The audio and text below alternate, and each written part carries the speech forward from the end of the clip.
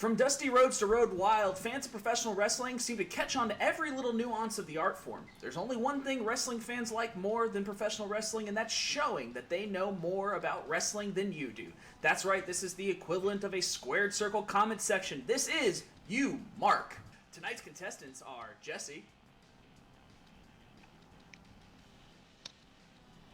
Mike, Starting this moment from now, from this moment on, this will be the moment, starting now, of McGillicuddy. You Mark, it's the genesis of McGillicuddy. Oh no! And James is our last contestant. James, how you doing? After I beat these jabronis, I'm gonna beat your ass next.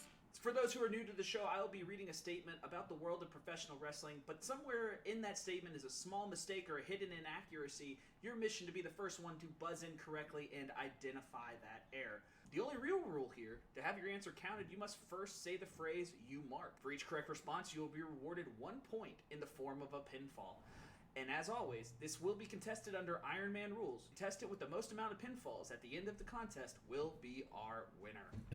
On a Raw in February 1998, in a now infamous segment, the New Age Outlaws lock Cactus Jack and Terry Funk in a dumpster and push it off the stage, sending it crashing to the arena floor. Mike has buzzed in. I believe it was the other way around. You mark, it was the New Age Outlaws in the dumpster. That is incorrect. James is buzzed in. You Mark, it was Chainsaw Charlie. It was, in fact, Chainsaw Charlie. That is correct. It was not Terry Funk, Well done. ECW legend. Completely different guy. Completely different guy. It was his birthday yesterday. Wait, If it look, Wasn't that the infamous story where he was going to go into the pay-per-view and then he called Vince and go, I can't, mate, my horse is dying, I need to go home and look after my horse. And then Vince saw it, the next time he saw him, years later, shook his hand and said, how's that horse? It's like, I gotta go home and take care of my yeah, horse. literally, yeah. Like, Oh, my horse, oh no. And then, sorry. That is not a man to be trifled with. No. Hardcore that's it. wrestling icon to be sure, and a wrestling icon. But speaking of hardcore wrestling, we move on to our next question here. Video game Backyard Wrestling 2, There Goes the Neighborhood, includes a sizable roster of eclectic playable characters, from notable hardcore wrestling legends such as The Sandman, Necro Butcher, and Sick Nick. Mike, you mark, Sandman wasn't in the game. that is incorrect. I will continue. Oh, God damn it. I will continue reading. To musicians such as Andrew WK and the Insane Clown Posse, rounding out the lineup with some adult film stars.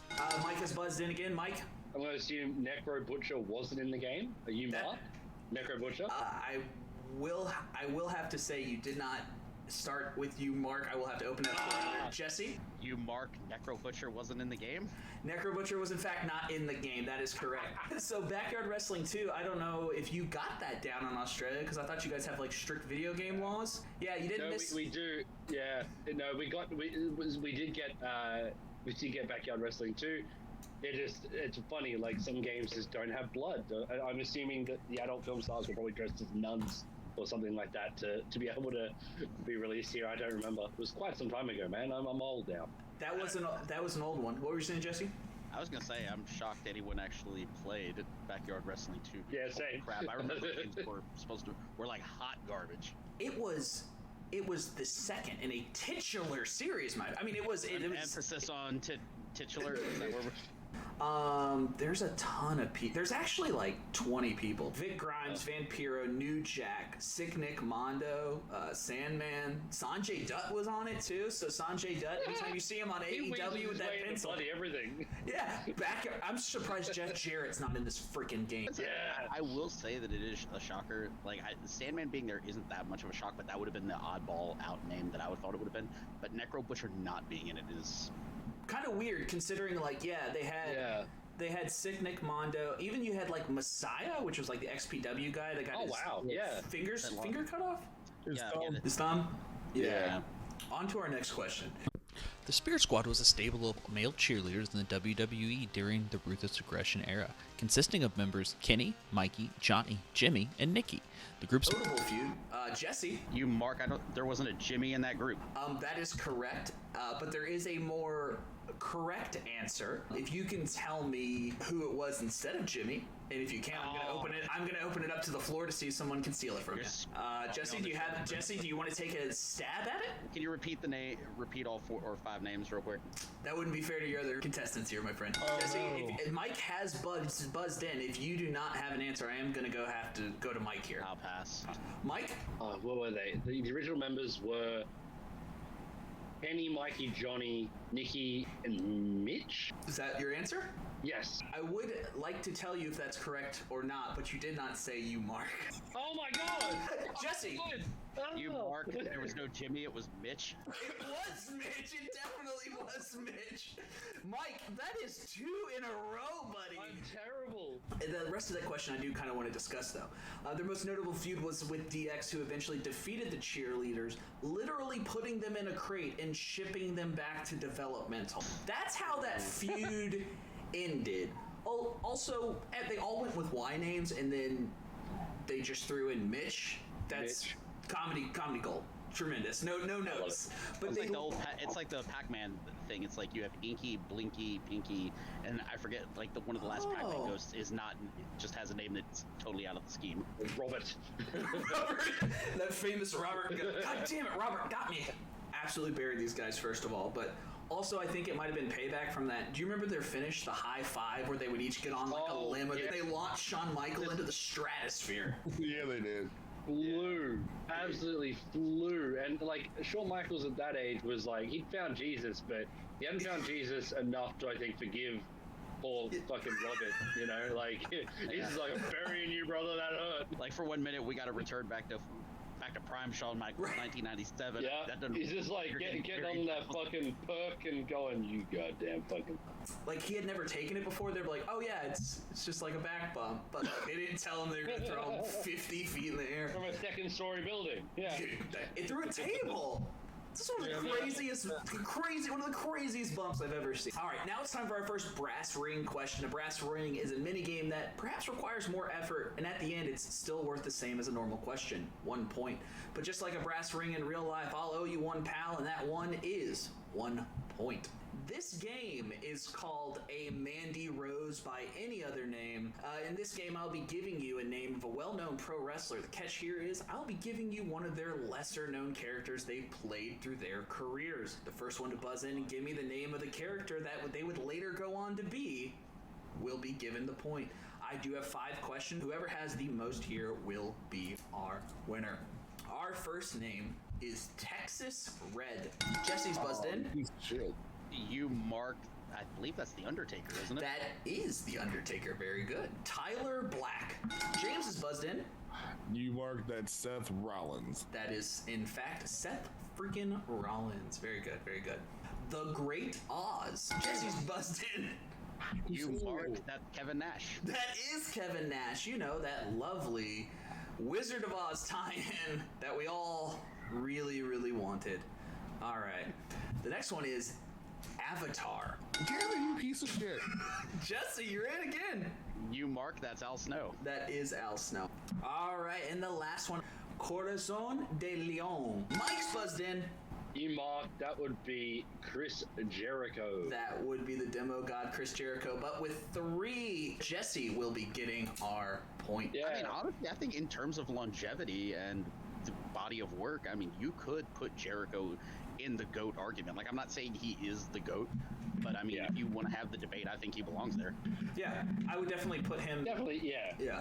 Now, from one living legend to another one. We all know the Great Khali is celebrated the world over with such things like It's like a little respect.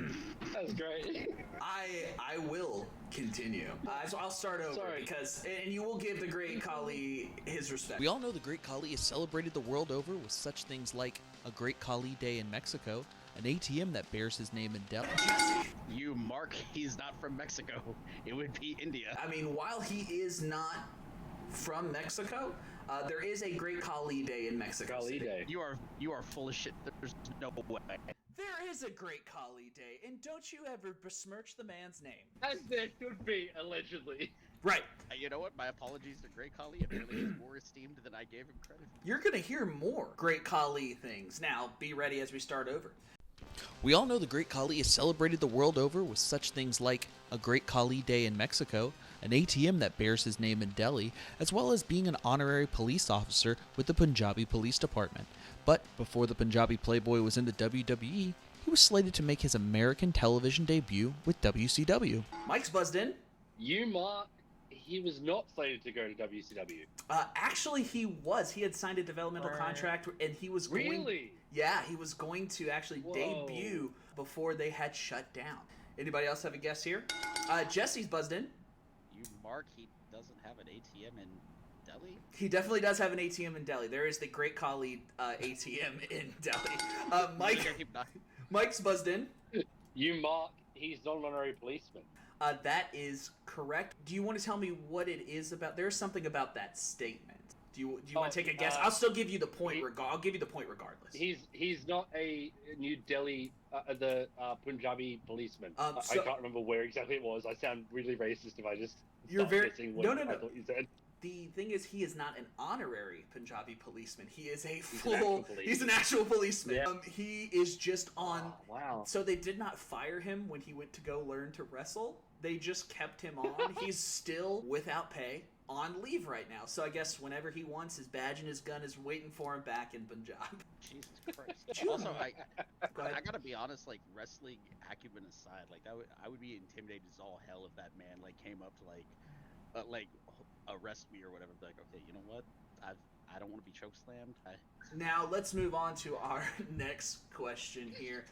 This one comes with a little help from Stefan Smith, AEW referee. So shout out Stefan Smith with this one for giving me some clarification. Thank you so much. Pro wrestling has many different types of matches, each with its own set of rules and win conditions. For example, in a triple threat match, you can only win via pinfall, submission, or disqualification. James is buzzed in. You mark. Yes. You think under triple or threat or 4 is no DQ. That is correct. It is no DQ. That's always something that's kind of been weird to me. It's like, why don't you just grab a chair in a triple threat match and just start wailing on it, dude? Yeah. You know what? I'll give you a hot take, though. I wish we would phase out the triple threat for the more superior three-way dance. Yeah. So here's my question on that. Is there an actual difference between rules in that? Okay. So the triple threat, it's one off. It doesn't matter who you pin. It's one off a single pinfall, submission, or whatever. Yeah.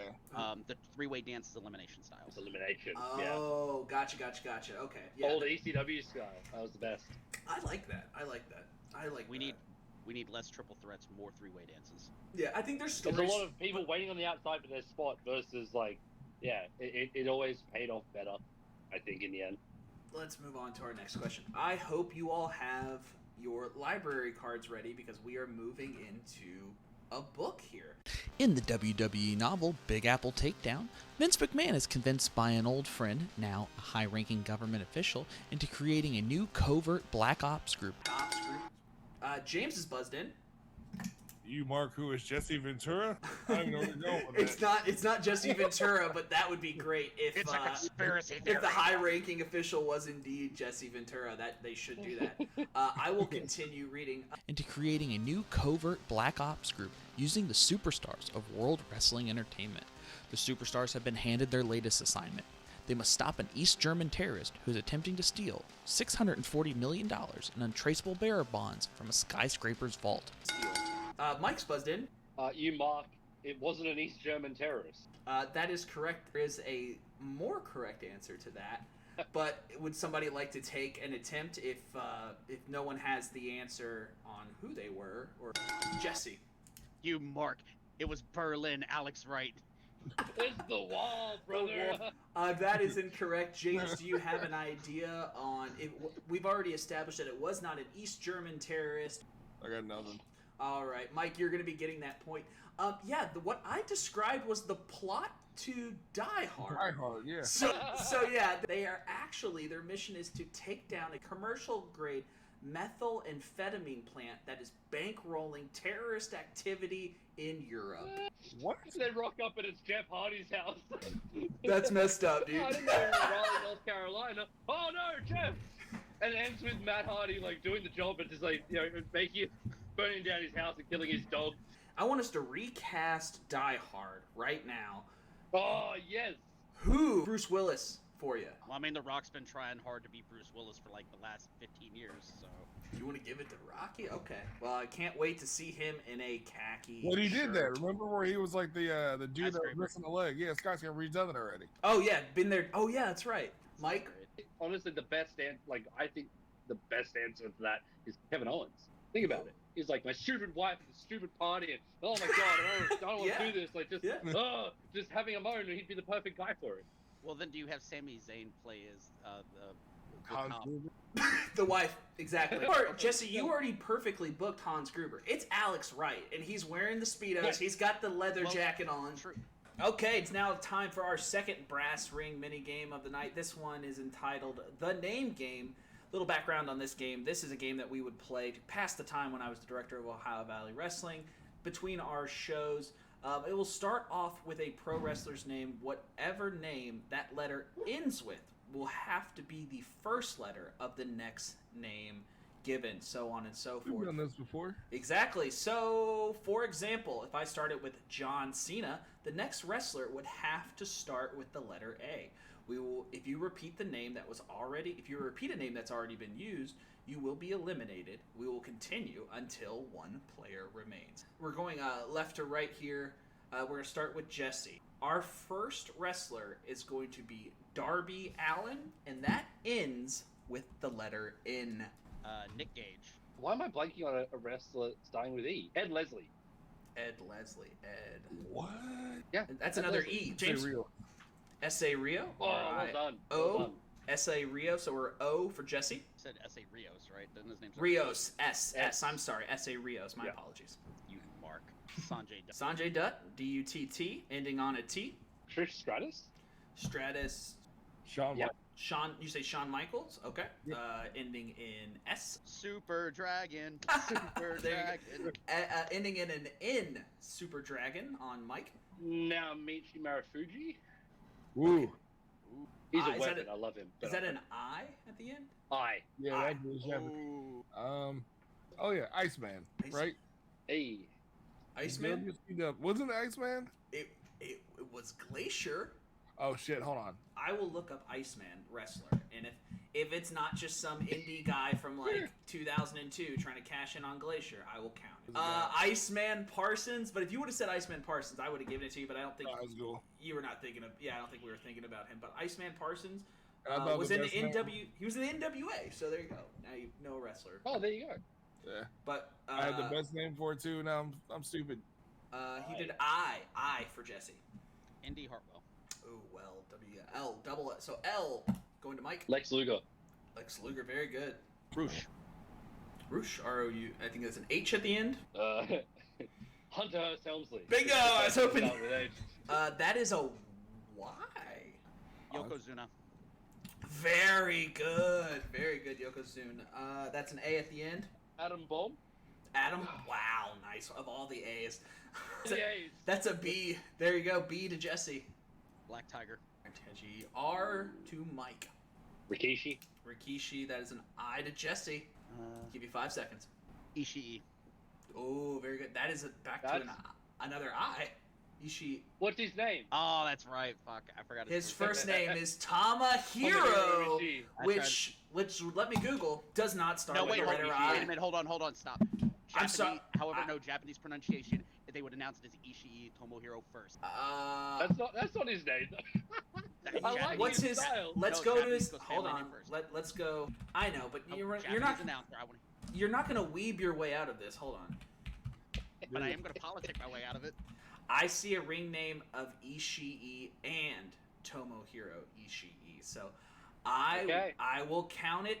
He's All right. 5'7" and 220 pounds. In case you were wondering. Anyways, And doesn't have a neck. to Mike here. Ian Rotten.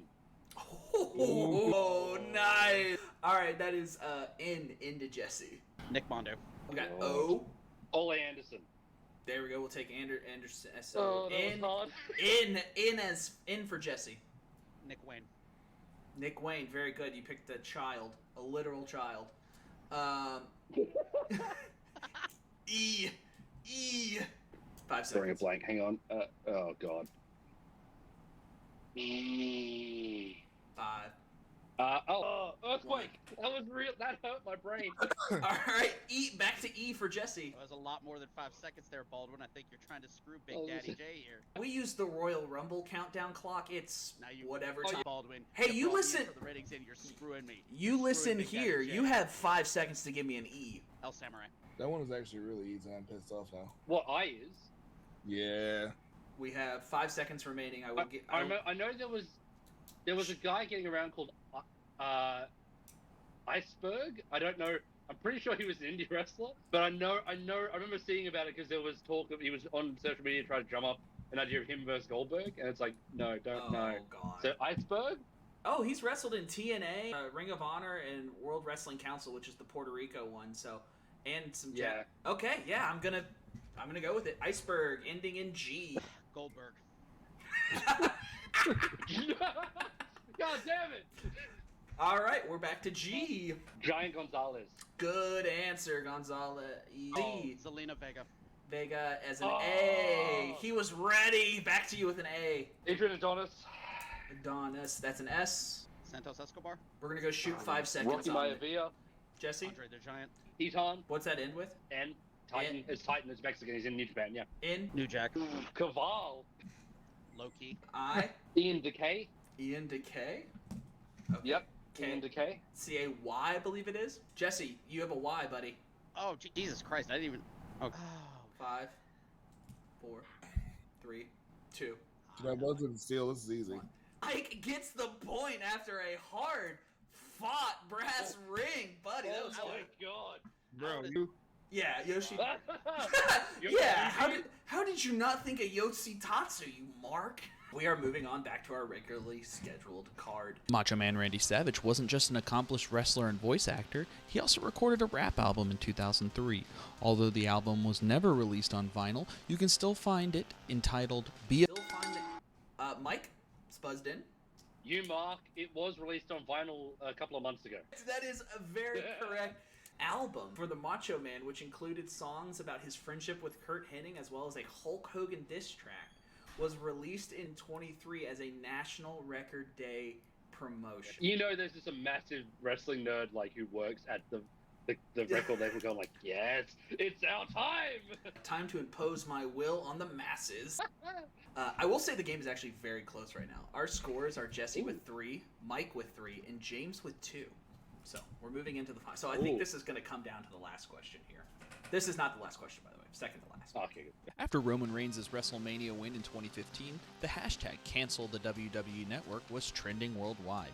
So many people were canceling their subscriptions that the WWE Network's cancel feature crashed, causing many people to be unable to subscribe from the WWE Network. Mike's buzzed in. You mark. He didn't win. He didn't headline that WrestleMania, did he? You've isolated the issue here, but there is a slightly more correct answer. Would you like to take a stab at it? He didn't win in 2015. I don't. Oh God, I can't think of what it would be. James is buzzed in. You mark Seth Rollins won that year? He did, but we are speaking about Roman Reigns and the canceled WWE Network here. Jesse's buzzed in. You mark that there was never a canceled network hashtag. That is not what we're looking for. Mike's buzzed in. You mark. It didn't crash. It actually did crash. Oh God. It seems like we're kind of. This is a first. It seems like we're kind of floundering here, so I am going. Oh, Jesse's buzzed in. You mark I think they actually had it on what, like a yearly subscription at that time? It was never. I don't know. That is not the problem. What's wrong here? But it seems like we're kind of shooting in the dark here. The answer is after Roman Reigns' Royal Rumble win in 2015, not his WrestleMania, canceled why their they had to network in droves. And that's also why Seth Rollins cashed in Money in the Bank. I know. After he beat Brock Lesnar. And Mike, you were there, man. You were telling me. I was there. There was honestly, it was one of those things where like we were sitting, me and my friend were sitting there, and all of a sudden like there's a camera guy and a gaffer running like up to the thing, and everything was quiet. They both went down. He's gonna cash in. Holy shit, he's gonna cash in! And then the music hit and the crowd went. It was amazing. There were people like hugging and like there were good friends I made from that moment. Because like, oh my god, it didn't end terribly. It was awesome. Took 6 hours to get back to the hotel, but Wow, that's as long as the Mania. pay-per-view. Yeah. All right, we're on to our last professional wrestling question here. Mike Adamle had a brief but memorable run as a WWE announcer. That was until he mispronounced superstar Jeff Hardy's name. James is buzzed in. Who is Jeff? Will you mark who is Jeff Hardy? Jeff Hardy. That is who we're talking about, but I would suggest that we all listen to the rest of the question because I haven't gotten to the part. That's the problem yet. Calling him Jeff Harvey, which was very embarrassing from Adamle since Jeff Hardy was a fan favorite and had been using the name Jeff Hardy since his debut in 1994 against Jim the Anvil Neidhart. Mike's buzzed in. You mark. He has not been using the name since he debuted. That is correct. There is a slightly more correct answer we're looking for here. Do you want to take a stab at it? No. No, okay. Am I allowed to say no? You know what? I will do this. I will give you the point unless someone else can tell me what possibly other name he was wrestling under. Jesse. You marked the name he was going under was Will o' the Wisp? No, not in 1994 when he debuted. No. James. I remember. James. Mark, it was Jeff Harvey. It was in fact Jeff Harvey in 1990.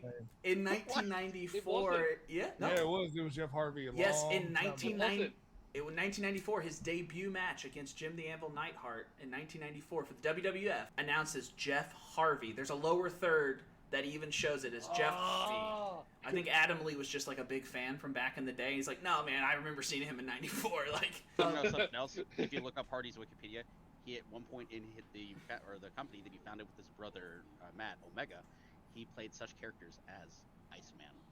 Oh, I think it was Iceman and High Voltage. I remember that shit now. Yeah. No, you might be thinking of Ice Train and High Voltage in WCW. No. High voltage was Matt. Oh, well. Yeah. and High Voltage, Matt had sent a tape to WCW at the time. They did not like his wrestling. They did like the name High Voltage and gave it to a tag team. Yep. They stole his name. Bastard. Yeah. Also, in 1994, Jeff Hardy was 16 at the time. So he was a 16-year-old wrestling Jim the Anvil Neidhart. I can't think of anything more terrifying as a 16-year-old. So. But, sorry, side note, that brings us even, doesn't it? That does bring us even. Yeah. That is a three-way tie. Moving into our last question of the night, which is not, in fact, about wrestling. It's about a different art form. So our last question will not be from the world of professional wrestling. It'll be a question from a different art world. And I hope you all have been reading your playbills lately because we are going to the world of musical theater. Cats is a popular musical composed by Andrew Lloyd Webber, based on a T.S. Eliot collection of poetry, Old Possum's Book of Practical Cats. The story revolves around a tribe of Jellicle cats who gather for a special annual event called the Jellicle Ball. Throughout the play, we meet characters such as Old Deuteronomy, Abraham DeLacy, Giuseppe Casey, Thomas O'Malley, Christopher Jones, and Bomberino. All right. Mike's buzzed in. The second, the second name you said isn't real? Abraham DeLacy, Giuseppe Casey, Thomas O'Malley. Is that the one? Yeah, that one. That is correct. That name is that name is a cat from the Aristocats, which was another 70s piece of media that included cats. So I guess when cats were invented in the 70s, we just went crazy for them. Oh, fuck. So, yes, Thomas O'Malley, the alley cat. I don't know if you remember that from the Aristocats, but yes, his full name. It just sounded the most stupid, and I went, well, I don't know. That sounds right. Oh, it sounds more stupid than Old Deuteronomy? That's a book of the Bible. Like, that's an old book of the Bible. Old Deuteronomy sounds like a line from the Bare Naked Ladies theme song to the Big Bang Theory. So I was like, all right, yeah. That means Mike is tonight's winner. Mike with a score of 4 to James and Jesse's 3 apiece. We did have a technical snafu with our first episode. Mike won our first dark match, and he's won our first match that is going on TV tonight. So, Mike, with a cat's question. Yeah! Yeah, with a cat's question. The foremost expert on cats in Australia. My dogs would be so pissed to hear that. Oh, no. Well, thank you all so much for joining us tonight. We will be back next week with another episode of You, Mark. So remember, next time someone says something wrong in the comment section, correct them, because that could win you a point.